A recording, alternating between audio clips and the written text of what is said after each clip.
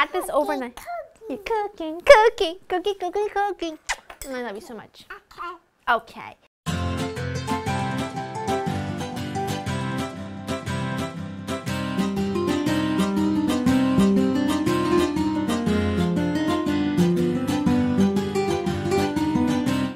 Hi guys, I'm Laura Vitale, and on this episode of Laura in the Kitchen, I want to show you what I like to call my Christmas tiramisu. It is such a good, and not only good, but it's a beautiful dessert for Christmas in your household. If you have an Italian household like me, then you are sort of used to tiramisu and panettone and things like that. So we're going to kind of combine it all together and make a delicious, really simple version that is just to die for. Let's run through the list of ingredients. It's not very big, but they're all the right ones. You'll need heavy cream, lots of mascarpone cheese, and I've got sugar in there. I've got egg yolks and sugar in there. I've got a little bit of water. I've got some unflavored gelatin. I've got vanilla. I've got some rum. I've got an orange, and I've got some simple syrup, which is just equal parts of sugar and water that I've just cooked together until the sugar melted, and I've let it cool on the side here. And then you'll need some savoiardi, which are Italian lady fingers, and you're gonna need panettone, which is what's going to make this so good, and I can't wait to share it with you when it's all done, because it looks like it's going to be complicated, but it's not. It just has a lot of components, but it's so worth it. So let's get started right away. First thing I'm going to work on is whipping the cream until it develops semi-stiff. Actually, no, I'm lying to you. First thing I'm going to work on is taking my unflavored gelatin and I'm adding that to some water. Now, why am I doing this? You might be asking, because I know you're asking, because you're curious, because I know, I get it. That's because I kind of want to unmold this into what it would look like a cake, but I want it to hold together nicely. So I'm going to add that to the custard to make sure the custard sets perfectly, and I will show you. It'll make sense to you at the end. Let's start by whipping up the heavy cream until semi-stiff peaks. That is perfect. Now, same beaters and all, we're going to switch to the egg yolks. We're making a zabaione, which is a very classic component in a classic tiramisu, but if you don't want to do the raw egg thing in your tiramisu, then just leave this step out, but just add sugar to your heavy cream. But listen, it's the holidays, so I'm going to go all out. I'm going to whip this up until, like I said, it's nice and fluffy. I'll show you what it looks like when it's there. All right, that component is perfect. So now we're going to work on the last component in terms of like mixing, which is the mascarpone. I do need a little bit of orange zest for the mascarpone, so I'm going to add the zest here now because I need the juice for my simple syrup. So add a little bit of zest just for that really lovely Christmassy delicious flavor and scent, really. And then we need vanilla and a splash of rum for here. If you don't want to use rum, you don't have to. You can use marsala, which is a really classic, a sweet marsala, which is a classic way to go, but I just like a little spiky rum here. And I'm just going to go ahead and take the spatula out, oopsies, and then just use my whisk just to mix it really quickly so that we are that much closer to having everything ready. I'm going to add the eggs, the egg yolk mixture into the mascarpone and just fold it together until it's combined, and then we're going to fold in the heavy cream. And then the last step until our custard is done is to take this mixture with the gelatin, pop it in the microwave for a few seconds just to warm it up and loosen it, and then we add that to it, and then that is the filling. Okay, we've added the cream, and now I'm slowly going to add in that gelatin water and just go ahead and fold it. Just take your time because it can be a messy job, but it's going to be delicious. It's so worth it. To the simple syrup, which as I mentioned earlier is just equal parts of water and sugar melted together basically. We're adding the juice of an orange. It might make a little more simple syrup than you need, but this would be great to be kept in the fridge to add to a cocktail or something. I mean, why not? Traditionally, tiramisu is made with coffee, but I don't want to add coffee here because I've got my, fruit-studded cake, if you will. And so I want to make it a much more bright and like fresh and not such a dark, deep, you know what I'm saying, flavor combo. A little bit of spicy rum. And then, oh, that smells so good. It already smells so good. Mix that together, and that's going to be the liquid that we based our cake with. So now we've got our everything pretty much ready. All we need now is the panettone. Panettone is nothing more than just an Italian, it's like the Italian version of fruit cake, but a really good one. Not the kind that we just buy as decoration, but like a really yummy cake that you really want to eat. So you're just gonna cut this in thick slices, not that thick, because you need to be able to make layers of it. And you can cut this however you have to. I just find it much easier to cut it in half and then cut slices out of the half. Look at that. Oh, I can't wait. Definitely taking a piece. Definitely, definitely. Look at that. You can make your own if you can't find it. I have a recipe on laurainthekitchen.com that I made years ago. For those of you that can't make homemade panettone, or that can't get panettone, you can make it homemade and have the same thing. So what I'm doing now, as you can see, I'm just kind of cutting thick slices out of this baby, about a ½ inch thick, I'd say.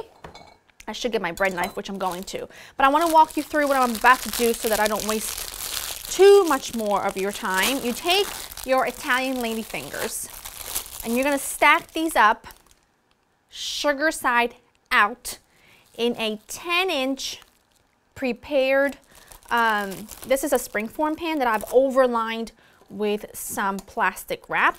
So I'm going to just go ahead and just do all of this, and then I'll make one layer inside of the panettone. All right, so you see what I'm doing here. I lined up all of my little lady finger soldiers, if you will, and then you've got a layer. You can cut this up, like I said, no one's going to see it. You just want to make sure that you have one thick, even layer. And so now I want to baste this a little bit with our rum and orange syrup. So you kind of just take it, I just use a brush, like a pastry brush, and I go ahead and baste it, basically, until it's all got some of that lovely flavorful juice in there. It's gonna be so yummy, and it's gonna be so beautiful, and it's gonna look, it looks complicated now, but it's all gonna make sense when it's done. It's just a labor of love, none of which, you know, none of these components are difficult. It's just a little more time consuming, but well worth it. And if you're not gonna go through the little extra effort this time of year, then you're never gonna do it. Trust me, it's the only time I go through the extra mile. Now we add in about 1/3 of our custard. Now we do another layer of our cake, and then we just do a little more of the simple syrup. And you pretty much can see how this is gonna go. I'm just gonna keep layering until I'm all done, and then I'll show you, I'll tell you the next step once we get there. All right, this is the very top, which is just the last 1/3 of our custard. It's really gonna be so gorgeous when it's done. Now, all I'm gonna do is lightly, sort of loosely cover the top, because this isn't gonna be enough plastic wrap. So what I'll do is I'll just loosely cover the top with plastic wrap, and I'm gonna pop this into the fridge for a minimum of 6 hours. But if you can leave it overnight, that would be even better, but 6 hours should do the trick, and then I'll show you what it looks like when it's done. Promise it's gonna be worth the effort. All right, so my cake, I actually left it in the fridge overnight. I've got my sous chef here. We're gonna decorate the top of this. So I had this overnight. Cooking. I love you so much. Okay. I had it in the fridge overnight. You mixing. I had it in the fridge overnight. What I did was I just took the sides of my springform pan off, and then I just held on to the plastic wrap and sort of slid it onto my cake pan. In hindsight, you might want to leave out the plastic and just leave it on the base. That might be easier for you to transfer it. So now that this is done, what I'm going to decorate it with are some sugared cranberries. Now, what I did was I just went on Pinterest. You want to help mommy?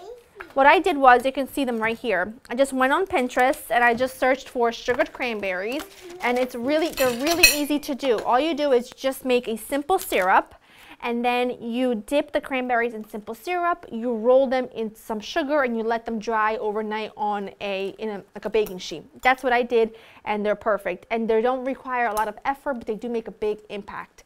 You can also just do this with regular fresh cranberries if you want to, but you know, it is the holidays after all. You want me to put them on there with mommy? Good job! Oh, that's so nice. And we're just gonna cover the whole thing with cranberries. Oops, we lost a piece. So, once you've got all of your cranberries on top, this isn't really practical if you're gonna serve it right away. But say you want to make this cake and place it on your buffet for your dessert table, or you're bringing it to someone's house as a gift or whatever. I think tying a little, this is just a little satin bow around the middle, is just so festive, and it just screams holiday cheer. And it cost you nothing, and it was really easy and simple to do. I literally just took a bow, ran around it, and tied it. You missed that part because my little sous chef felt the need to get really involved. That's why she's not here anymore, because she just gets really excited. But that's really it. I am going to take the bow off to cut into it to show you. But you know, I wanted to show you this option in case you wanted to do that for a party of some sort. Now, when you cut into it, because I have stacked the cranberries quite a bit, you might want to just move some of the cranberries around a little. But this, oh, it's going to be so fantastic. And this makes a lot of servings because it's a really big cake. Just gonna try and get under here because I don't have my spatula with me. And that is your gorgeous slice of Christmas tiramisu. You can see in here the raisins from the panettone. The custard has set beautifully, and you can slice it like this and the custard stays like that because of the gelatin trick that we did. Because I really want to make sure that the gelatin holds and it sets really nicely.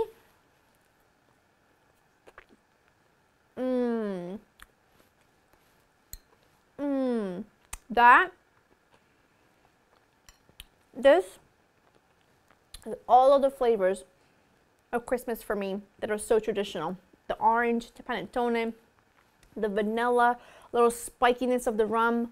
It's fantastic. And